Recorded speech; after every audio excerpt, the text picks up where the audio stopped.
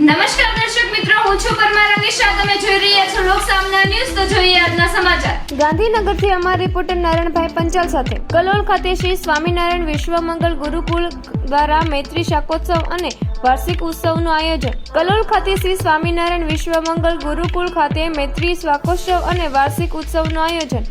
કલોલ શહેરમાં સ્થિત શ્રી સ્વામિનારાયણ વિશ્વમંગલ ગુરુકુળ દ્વારા રવિવાર તારીખ 8 ફેબ્રુઆરી 2024ના રોજ ભવ્ય મૈત્ર શાકોત્સવ અને SSIS વાર્ષિક ઉત્સવનું આયોજન કરવામાં આવ્યું હતું. કાર્યક્રમનો પ્રારંભ સવારે 8:30 કલાકે કરવામાં આવ્યો હતો. આ પ્રસંગે સત્સંગ સભા, ટ્રાયસિકલ વિતરણ કેમ્પ અને સાંસ્કૃતિક કાર્યક્રમનું આયોજન કરવામાં આવ્યું હતું, જેમાં મોટી સંખ્યામાં ભક્તો, વિદ્યાર્થીઓ અને વાલીઓને ઉત્સાહપૂર્વક હાજરી આપી. કાર્યક્રમમાં સાક્ષાત આચાર્ય વેદાંત શાસ્ત્રી સ્વામી શ્રી પ્રેમ સ્વરૂપદાસજીના પવિત્ર સાનિધ્યમાં કાર્યક્રમની ધાર્મિક અને આધ્યાત્મિક મહિમા પ્રાપ્ત થયો હતો. કાર્યક્રમનું સ્થળ Swaminarayan university sport ground Kalol રાખવામાં આવ્યું હતું. આયોજનનો મુખ્ય હેતુ સમાજમાં સેવા, સહકાર અને સંસ્કારનું સંવર્ધન કરવાનો રહ્યો હતો. ઉત્સવ દરમિયાન ભક્તિભાવ અને ઉત્સાહભર્યો માહોલ વચ્ચે કાર્યક્રમ સફળતાપૂર્વક પૂર્ણ થયો હતો. અહીંના આપણા ધારાસભ્ય બકાભાઈ સાહેબ, અહીં સંચાલન કરતા દીન સાહેબ, વીસી સાહેબ, તેમજ દરેક ક્ષેત્રમાં ઘણો મોટો આપણો વિભાગ છે અને ઘણા બધા અહીં કર્મચારીઓ કર્મ કરે છે. બહુ સુંદર.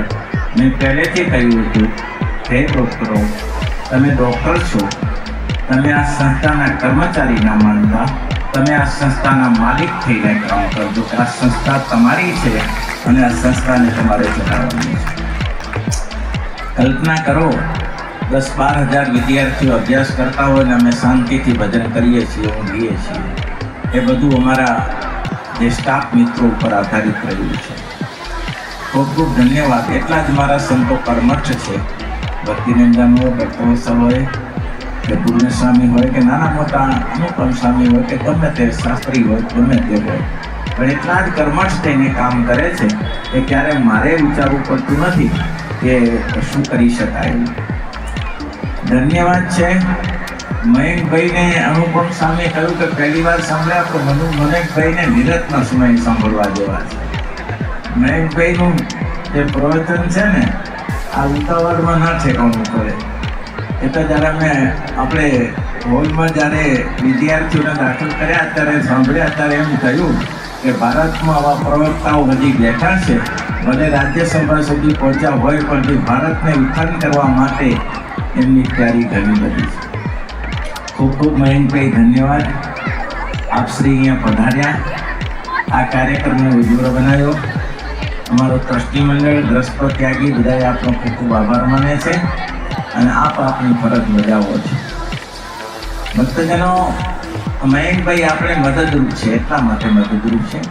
આમ તો સભ્યો તો છે જ, રાજ્યસભા તો છે જ, પણ આપણે મદદ એટલા માટે છે કે આ મયંકભાઈ આખી મિનિસ્ટ્રીના બહુ વાલા છે અને બહુ જેને કહેવાય ને કે ગમે ત્યાં મને મયંકભાઈને જવું, અમિત શાહ હોય કે મોદી સાહેબને મળવું હોય તો આપણે ડાયરેક્ટ, કારણ કે પ્રવૃત્તિશીલ છે એટલે આપણે એટલે સુધી પહોંચી ન વળીએ, પણ મયંકભાઈનો પ્રભાવ એવો છે કે ગમે ત્યાં હાથ પકડીને લઈ જાય, ચાલો સામે આપણે મળી લઈએ. ત્યારે એ મયંકભાઈ એટલા ગુંજલ છે અને પોતાને પદનું એને માન નથી. મયંકભાઈને હું આટલી મોટી પોસ્ટ ઉપર બેઠો છું એ માન નથી. આપણે જવું હોય ત્યારે ઘરે જઈને બેસી જઈએ અને કાર્ય પરિપૂર્ણ છે. ધન્યવાદ છે. નાના મોટા કાર્યમાં સહભાગી બનો છો અને ભાગ્યશાળી તો ભક્તજનો આપણે એ છીએ, આપણે જે ગુજરાત ખાતે ભાગ્યશાળી એ છીએ, વડાપ્રધાન નરેન્દ્ર મોદી આપણા ઉત્તર ગુજરાતના છે અને અમિત શાહ આપણા ઉત્તર ગુજરાતના છે. તમે તાળીઓથી વગાડો કે આ દેશનું સંચાલન કરનારા બે નેતા આપણા છે. અને જે કહેવાય છે કે ભૂવો ધૂરે ને તારે નારિયેળ ક્યાં પડે? પોતાના ઘરમાં પડે. એટલે આટલું તો અનુસંધાન ભેદ કે મારું ગુજરાત છે અને હું ગુજરાતનો છું. બાકી સેવા તો જાહેર જનતાની કરવા માટે જ બેઠા છે. કોઈ અન્યાય નથી કરતા, પણ બહુ ધ્યાન રાખે, બહુ ધ્યાન રાખે. ફરી મળીશું એક નવા સમાચાર સાથે. ત્યાં સુધી જોતા રહો લોક સામના ન્યૂઝ.